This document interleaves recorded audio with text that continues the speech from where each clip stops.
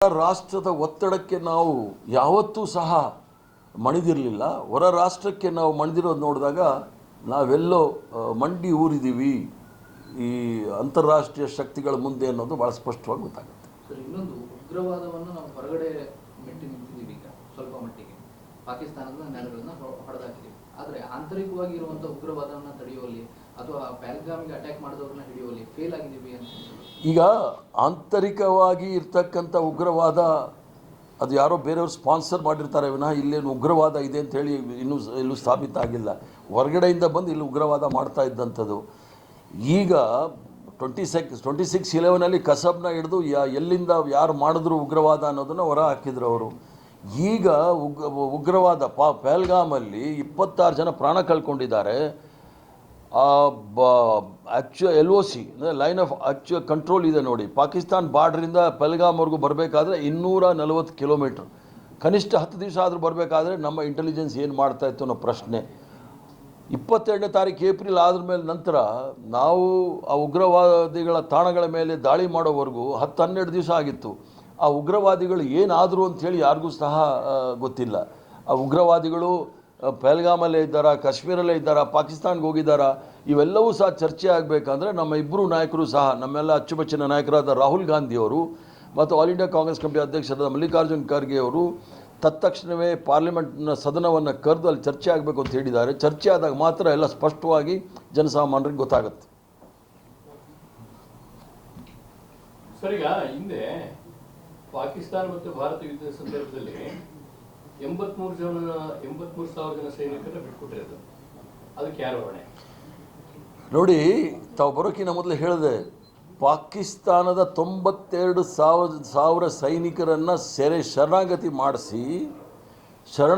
ಮಾಡಿಸಿ ಅದು ಅಂತಾರಾಷ್ಟ್ರೀಯ ಮಟ್ಟದಲ್ಲಿ ಹೋದಾಗ ಜಿನಿವಾ ಕನ್ವೆನ್ಷನ್ಸ್ ಅಂತ ಇರುತ್ತೆ, ವಾರ್ ಪ್ರಿಸನರ್ಸ್ ಅಂತ ಹೇಳಿ, ಮತ್ತು ಹ್ಯೂಮನ್ ರೈಟ್ಸ್ ಕೂಡ ಇರುತ್ತೆ. ರೆಡ್ ಕ್ರಾಸ್ ಅವರು ಇವರೆಲ್ಲ ಸೇರಿ ಹ್ಯೂಮನ್ ರೈಟ್ ಕೌನ್ಸಿಲ್ ಅವರು, United Nations of human right council ಅವರು ಎಲ್ಲ ಸೇರಿ ವಾರ್ ಸೈನಿಕರು, ಸೋಲ್ಜರ್ಸ್ ಇರ್ತಾರೆ ನೋಡಿ, ವಾರ್ ಪ್ರಿಸನರ್ಸ್ ಅಂತ ಹೇಳ್ತೀವಿ, ಯುದ್ಧ ಕೈದಿಗಳಂತ ಏನು ಹೇಳ್ತೀವಿ, ಅವ್ರನ್ನ ಮಾನವ ಹಕ್ಕುಗಳ ಉಲ್ಲಂಘನೆ ಆಗೋ ರೀತಿಯಲ್ಲಿ ಇಡೀ ಪ್ರಪಂಚ ನಮ್ಮನ್ನು ಶ್ಲಾಘನೆ ಮಾಡಿದೆ. ಅವ್ರನ್ನ ಯಾಕೆ ಬಿಟ್ರಿ ಅಂತ ಹೇಳಿದರೆ, ಇವ್ರ ಥರ BJP ಅವರು ಅಜರ್ ಮಸೂದ್ನ ತಗೊಂಡೋಗಿ ಕಂದಾರ್ಗೆ ಬಿಟ್ಟಿದ್ದಾರಲ್ಲ, ಅದನ್ನು ಯಾಕೆ ಬಿಟ್ರಿ ಅಂತ BJP ಅವ್ರನ್ನ ಕೇಳಬೇಕಾಗುತ್ತೆ. ಇರೋ ಉಗ್ರವಾದ ಭಾರತೀಯ ಜನತಾ ಪಾರ್ಟಿಯವರು ಯಾವಾಗಲೂ ಹೇಳ್ತಾ ಇರ್ತಾರೆ, ಹಿಂದೂ ಖತ್ರೆ ಮೇ ಹೇ, ಹಿಂದೂ ಅಪಾಯದಲ್ಲಿದ್ದಾರೆ ಅಂಥೇಳಿ. ಲೆಕ್ಕ ಹಾಕೊಳ್ಳಿ, ಅಕ್ಷರ್ಧಾಮ್ ಗುಜರಾತಲ್ಲಿ, ರಘುನಾಥ್ ಮಂದಿರ್ ಕಾಶ್ಮೀರಲ್ಲಿ, ಜಮ್ಮುನಲ್ಲಿ, ಆಮೇಲೆ ಪಾರ್ಲಿಮೆಂಟ್ ಮೇಲೆ ಅಟ್ಯಾಕು, ಯೂರಿ ಏರ್ಬೇಸ್ ಮೇಲೆ ಅಟ್ಯಾಕು, ಪಠಾನ್ಕೋಟ್ ಏರ್ಬೇಸ್ ಮೇಲೆ ಅಟ್ಯಾಕು, ಪುಲ್ವಾಮಾ ಅಟ್ಯಾಕು. ಇದು ಭಾರತೀಯ ಜನತಾ ಪಾರ್ಟಿ ಸರ್ಕಾರ ಇದ್ದಾಗಲೇ ಈ ದೇಶದ ಮೇಲೆ ದಾಳಿ ನಡೆದಿದೆ. ಕಾಂಗ್ರೆಸ್ ಪಕ್ಷ UPA ಇದ್ದಾಗ ಎಷ್ಟು ದಾಳಿ ಆಗಿದೆ ಅಂತ ಕೇಳಿ ನೋಡೋಣ. ಅವರು ಪ್ರಚಾರಕ್ಕೆ, ಚುನಾವಣೆಗೋಸ್ಕರ ಅಮಾಯಕರನ್ನ ಬಲಿ ತೆಗೆದುಕೊಳ್ತಾ ಇದ್ದಾರೆ ಭಾರತೀಯ ಜನತಾ ಪಾರ್ಟಿಯವರು. ಇವರು ನಮ್ಗೆ ಯಾರೂ ಸಹ ನಾವು ಏನು ಮಾಡಿದ್ವಿ ಬಾಂಗ್ಲಾದೇಶದಲ್ಲಿ ಅಂತ ಹೇಳಿದಾಗ ಅದು ಇಡೀ ಪ್ರಪಂಚದಲ್ಲೇ ಇತಿಹಾಸ, ಒಂದು ಹೊಸ ರಾಷ್ಟ್ರವನ್ನು ಸೃಷ್ಟಿ ಮಾಡಿರ್ತಕ್ಕಂಥ ಕೀರ್ತಿ ಇಂದಿರಾ ಗಾಂಧಿ ಅವ್ರಿಗಿದೆ. ಇವ್ರಿಗೆ ಯಾರಿಗಾದ್ರೂ ಇದೆಯಾ?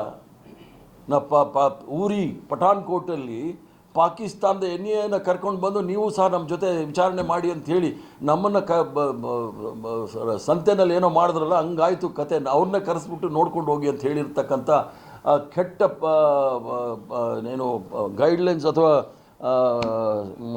ಪಾಲಿಸಿ ಮೊದಲನೇ ಬಾರಿಗೆ ನಾವು ಇಂಡಿಯಾ ದೇಶದಲ್ಲಿ ನೋಡಿದ್ದು. ಅದು ಹೇಳಿದ್ನಲ್ಲ, ಈಗ ಮನಮೋಹನ್ ಸಿಂಗ್ ಅವರು ಇದ್ದಾಗ ದಾಳಿ ಆಗಿದ್ದು 26/11 ಮತ್ತು ಇನ್ನೊಂದೆಲ್ಲೋ ಒಂದು ಕಮ್ಯುನಲ್ ರೈಟ್ ಆಗಿತ್ತು, 2 ಬಿಟ್ಟರೆ. ಈಗ ನರೇಂದ್ರ ಮೋದಿಯವರು, ವಾಜಪೇಯಿ ಅವರು ಇದ್ದಾಗ ಕಾರ್ಗಿಲ್ ಯುದ್ಧ ಆದಾಗಲೂ ವಾಜಪೇಯಿ ಬಗ್ಲಿಲ್ಲ ಬಿಲ್ ಕ್ಲಿಂಟನ್ಗೆ. ಕಾರ್ಗಿಲ್ ಯುದ್ಧ ಆಯಿತು, ರಘುನಾಥ್ ಮಂದಿರ್, ಜಮ್ಮುನಲ್ಲಿ ರಘುನಾಥ್ ಮಂದಿರ್ ಮೇಲೆ ದಾಳಿ ಆಯಿತು, ಅಕ್ಷರ್ಧಾಮ್ ಮೇಲೆ ದಾಳಿ ಆಯಿತು, ಊರಿ ವಾಯು ವಿಮಾನ ದಳ ಒಂದು ಏರ್ಬೇಸ್ ಅಲ್ಲಾಯಿತು, ಪಠಾನ್ಕೋಟ್ ಏರ್ಬೇಸ್ ಮೇಲೆ ಆಯಿತು, ಪುಲ್ವಾಮಾದಲ್ಲಿ ಆಯಿತು. ಇಷ್ಟೆಲ್ಲ ಆಗಿದ್ದು ಭಾರತೀಯ ಜನತಾ ಪಾರ್ಟಿ ಅಧಿಕಾರದಲ್ಲಿದ್ದಾಗಲೇ. ಮತ್ತು ವಾಜಪೇಯಿರವರು ಕಾರ್ಗಿಲ್ ಯುದ್ಧ ಆದಮೇಲೆ 1 ಲಕ್ಷ ಜನಕ್ಕೆ ಕಾಶ್ಮೀರಿಂದ ಹಿಡಿದು ಗುಜರಾತ್ವರೆಗೂ 1 ಲಕ್ಷ ಸೈನಿಕರು ಗಡಿ ಪ್ರದೇಶದಲ್ಲಿದ್ದು ಒಂದೇ ಒಂದು ಗುಂಡು ಆರಿಸೋಕ್ಕಾಗಲಿಲ್ಲ. ಇದರಲ್ಲಿ ಮರಳುಗಾಡಿನಲ್ಲಿ ಆ ಮರಳುಗಾಡಿನ ಹಾವು ಕಚ್ಚಿ ಸುಮಾರು ಜನ ಸತ್ತೋಗಿರ್ತಕ್ಕಂಥದ್ದು ಇತಿಹಾಸ ನೋಡಿದ್ದೀವಿ. ಆದ್ದರಿಂದ ಇವರಿಂದ ರಾಷ್ಟ್ರವನ್ನು ಕಾಪಾಡ್ತಕ್ಕಂಥ ಕೆಲಸ ಅಥವಾ ಈ ರಾಷ್ಟ್ರದ ಸಾರ್ವಭೌಮತ್ವವನ್ನು ಮತ್ತು ಪ್ರಜಾಪ್ರಭುತ್ವವನ್ನು ಕಾಪಾಡ್ತಕ್ಕಂಥ ಕೆಲಸ ಭಾರತೀಯ ಜನತಾ ಪಾರ್ಟಿಯವ್ರ ಕೆಲ ಆಗೋದಿಲ್ಲ ಅನ್ನೋದು ಈ ಒಂದು ಘಟನೆ ಭಾಳ ಸ್ಪಷ್ಟವಾಗಿ ಕಾಣ್ತಾ ಇದೆ. ಯಾವತ್ತೂ ಸಹ ಭಾರತ ದೇಶ ಬೇರೆ ದೇಶದವರ ಒತ್ತಡಕ್ಕೆ ಯಾವತ್ತೂ ಸಹ ಮಣಿದಿರಲಿಲ್ಲ. ಮುಂದೇನಾಗುತ್ತೆ ಅನ್ನೋದಕ್ಕೆ ವಿರೋಧ ಪಕ್ಷದವರು ನಾವು ಸಹ ಬಿಡೋದಿಲ್ಲ. ಗುರಿ ಅಟ್ಯಾಕ್ ಪುಲ್ವಾಮಾ ಆದ್ಮೇಲೆ ತಿರುಗಿಸಿ ರಿಟರ್ನ್ ನಾವು ಏರ್ ಸ್ಟ್ರೈಕ್ ಮಾಡಿದ್ದೀವಿ, ಸರ್ಜಿಕಲ್ ಸ್ಟ್ರೈಕ್ ಮಾಡಿದ್ದೀವಿ, ಇವಾಗ ಆಪರೇಷನ್ ಸಿಂಧು ಮಾಡಿದ್ದೀವಿ. ಮುಂಬೈ ಅಟ್ಯಾಕ್ ಆದಾಗ ಕಾಂಗ್ರೆಸ್ ಯಾಕೆ ಆ ಥರದೊಂದು ಕೌಂಟರ್ ಮಾಡಲಿಲ್ಲ? ಮುಂಬೈ ಬಳಿ ದೂರ ಹೇಳೋದಕ್ಕೆ ಮನಮೋಹನ್ ಸಿಂಗ್ ಹೋಗಿದ್ರು. ದೂರಲ್ಲ, ಮನಮೋಹನ್ ಸಿಂಗ್ ಅವರು ಭಾಳ ಸ್ಪಷ್ಟವಾಗಿ ಹೇಳಿದರು, ನೀವೆಲ್ಲಿ ತನಕ ಉಗ್ರವಾದವನ್ನು ನಿಲ್ಲಿಸಲ್ಲ ನಿಮ್ಮ ಜೊತೆ ಮಾತಾಡೋದಿಲ್ಲ ಅಂಥೇಳಿ. ನಾವು ಇದು ಪರ್ಪ್ರೇಟರ್ಸ್ ಅಂತ ಪಾಕಿಸ್ತಾನದವರ ಪ್ರೇರಿತ ಒಂದು ದಾಳಿ ಅಂಥೇಳಿ ಕಸಬ್ ಹಿಡಿದು ಅವನಿಗೆ ಗಲ್ಲಿಗೆ ಹಾಕಿದ್ವಿ. ಇವ್ರು ಇಷ್ಟು ಜನ ಆಯ್ತಲ್ಲ, ಪಾರ್ಲಿಮೆಂಟು ಎಲ್ಲ ಕಡೆ ಆಯ್ತಲ್ಲ, ಯಾರನ್ನಾದರೂ ಒಬ್ಬರು ಹಿಡಿದು ಹೇಳಿಸಿದಾರಾ? ಮತ್ತು ಇನ್ನೊಂದು ಪ್ರಶ್ನೆ ಕೇಳಿದ್ರಿ ತಾವು, ಊರಿ ಪಠಾನ್ಕೋಟೆಲ್ಲ ಆಯಿತು ಅಂದ್ರಲ್ಲ. 1971ನೇ ಇಸ್ವಿನಲ್ಲಿ ಪಾಕಿಸ್ತಾನ ವಾರ ಆದಮೇಲೆ 35 ವರ್ಷ ಉಸಿರಾಡಲಿಲ್ಲ. ಆ ಥರ ಬುದ್ಧಿ ಕಲಿಸಿದ್ವಿ ನಾವು. ಆದರೆ ಯುದ್ಧ ಅಂತ ಘೋಷಣೆ ಮಾಡಿದಾಗ ಅದಕ್ಕೆ ಸರಿಯಾದ ಉತ್ತರವನ್ನು ಕೊಟ್ಟಿದ್ದೀವಿ. ಉಗ್ರರ ದಾಳಿ ನಡೀತಾ ಇರುತ್ತೆ, ಅದಕ್ಕೆ ಸರಿಯಾದ ಉತ್ತರವನ್ನು ಸಹ ಕೊಟ್ಟಿದ್ದೀವಿ. ಇವರು ಬಂದ ಮೇಲೆ ಇವರು ದೇಶವನ್ನು ಕಾಪಾಡ್ತಕ್ಕಂಥವ್ರು ಯಾಕೆ ಮಾಡಲಿಲ್ಲ ಅನ್ನೋ ಪ್ರಶ್ನೆ ಎಲ್ಲರ ಮುಂದೆನೂ ಸಹ ಇದೆ.